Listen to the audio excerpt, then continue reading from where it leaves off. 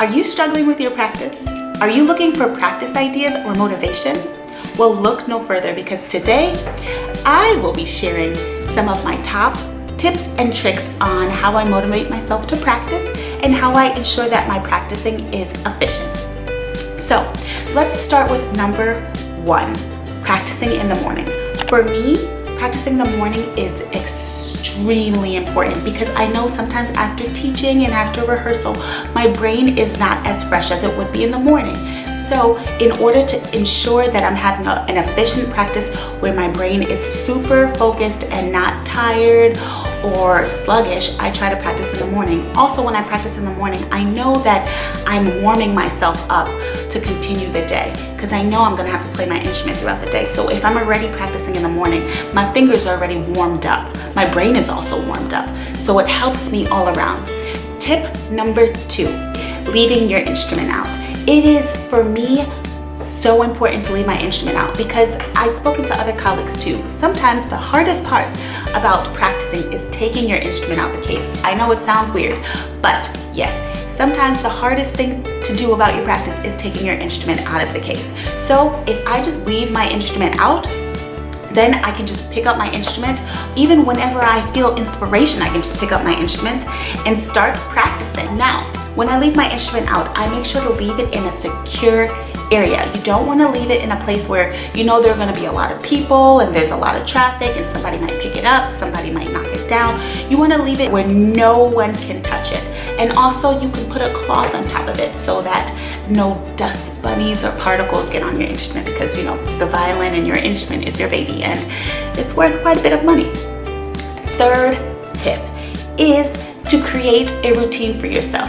Now, many people wait until the last minute to practice, and cram practicing creates anxiety. Cram practicing doesn't create a good structure. Cram practicing also doesn't create a good solid foundation. We need a solid foundation in order to build upon our skills. So if you set a routine in which that you can hold yourself to every single day, that is the best way to go. Now, it doesn't have to be a lot of hours, but actually practicing 3, 4, 5 hours a day is not always efficient because our brain, it loses focus after about an hour and a half. And that is not just coming from me. I've heard this from several other colleagues. So give yourself a certain amount of time that you know you can hold yourself accountable to. If it's only an hour, practice only an hour. If it's only an hour and a half, practice an hour and a half. And you will start to build up that stamina. You will start to crave that routine. You will start to crave practicing more.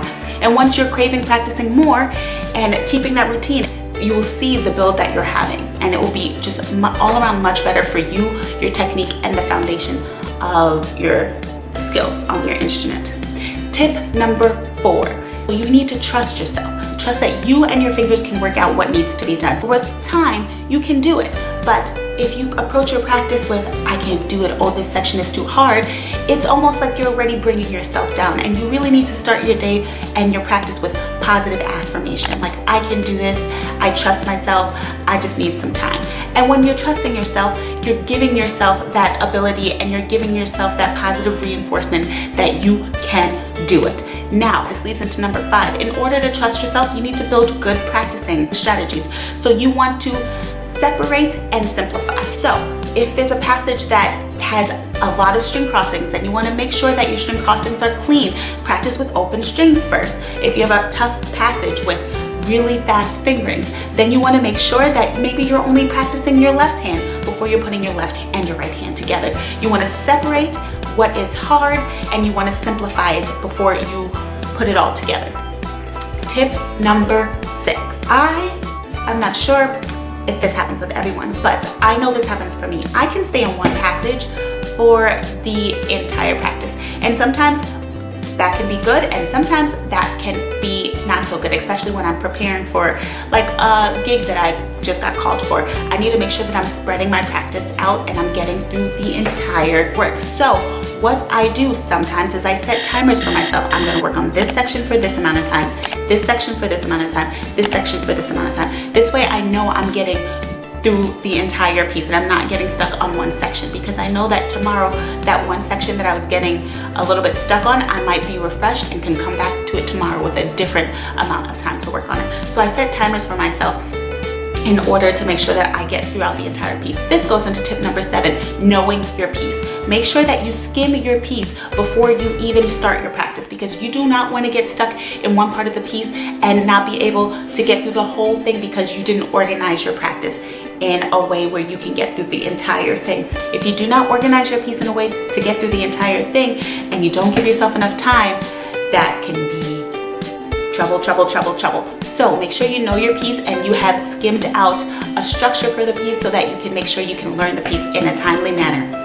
Tip number 8, in order to help motivate yourself, give yourself a goal. I want to perform this piece at this date. I want to record this piece at this date. I want to do this competition. You setting goals for yourself motivates you because you want to prepare for something. You want to share your work. For me, I love to release recordings. So I pick pieces that I love and I pick a date I want to have them done. I practice and practice and practice so that I can get the piece ready by the specific date, and then I record it for you guys. And it's seriously the highlights of what I'm doing right now, especially during the pandemic, where there is just, everything is just so up in the air for the music world. Tip number 9, record yourself. I know that this is super hard. It's super hard to hear yourself play. It's super hard to hear myself play. Sometimes I'm like cringing the entire time I'm listening to myself play, but it is necessary. You need to see what you're doing. You can learn so much when you're playing. When you record yourself, you can hear things differently than when you're practicing, because sometimes when you're practicing, you're focused on your fingers and you're not so much focused on the sound, or you're not so much focusing on the phrasing, or you hear something different in the phrasing in the recording and you can change it. So when you record yourself, you're opening yourself up to new ears, and also you're giving yourself a chance to hear yourself at a different time. So if I record myself during my practice, I sometimes don't listen back to it right away. I listen back to it at the end of the night, right before I go to sleep. And right before I go to sleep, I write down what I want to do in my practice for the next day. Make sure that you also have a focus on what you want to do for your practice the next day, which is tip number 10. Make sure that you have a structure of what you want your practice to be like, because that will help you have a more mindful practice the next day. Tip number 11, practice journal. It is so important to have a practice journal. Why? In the practice room, you get ideas. You learn solutions to problems that you were having for sometimes years, you know? And in order to remember those solutions, you want to write it down, because you know what? A lot happens in life, right? A lot happens.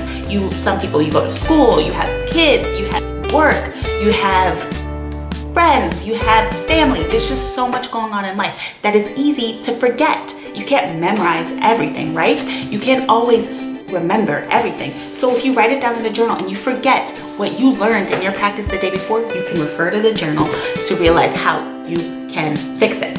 Those are the tips and strategies that I have and that work for me. I also not only spoke to my colleagues about these tips, but I also did research and used some of these tips in my practice before I shared with you, because I believe that knowledge is wealth, and I want to make sure that we build a community, and I want to build a community here on my YouTube channel. And I think the way that we can do that is from learning from one another and building upon this foundation so we can grow and become such great musicians and such great people and such great community, so that we can bring music to people at the highest level. So I hope this was able to help you. Thank you so much for watching, and if you watched this far, thank you so much. Please like and subscribe. If you have any more practicing tips or tricks, please share it in the comment box. Thanks for watching, friends. Bye.